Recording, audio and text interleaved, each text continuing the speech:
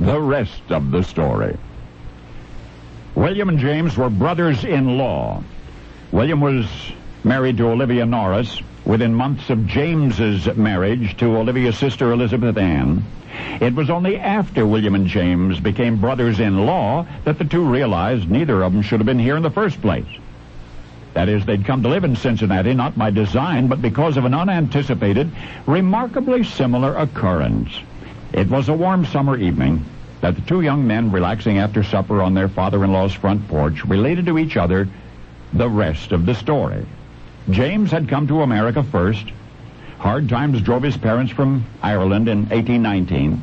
They brought their teenage son with them, intending to settle in Illinois. They boarded a flatboat on the Ohio River. During the trip, 16-year-old James became violently, mysteriously ill, so ill that his folks took him off the boat at Cincinnati and went searching for a doctor. The doctor they found prescribed complete rest and quiet. The trip to Illinois must be postponed.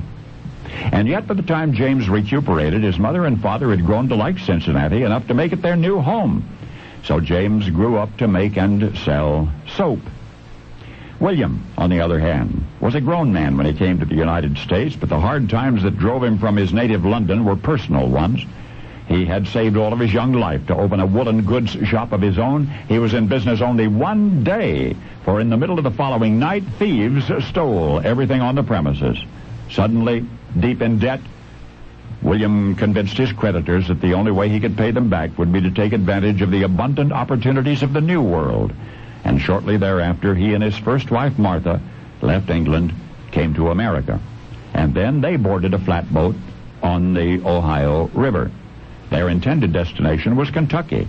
But when Martha was stricken with cholera during the trip, William bundled her in his arms and got off the boat at Cincinnati.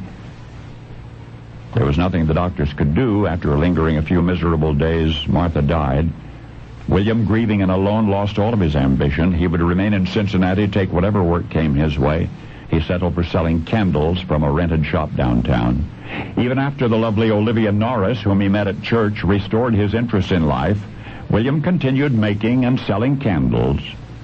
Well, now, William's and James's father-in-law, Alexander Norris, had begun eavesdropping on this front porch conversation. Finally, he decided to butt in. "You, William, you make candles," the old man observed. "You, James, you make soap. You both purchase and use the same raw ingredients. Why don't you two become partners?" And they did.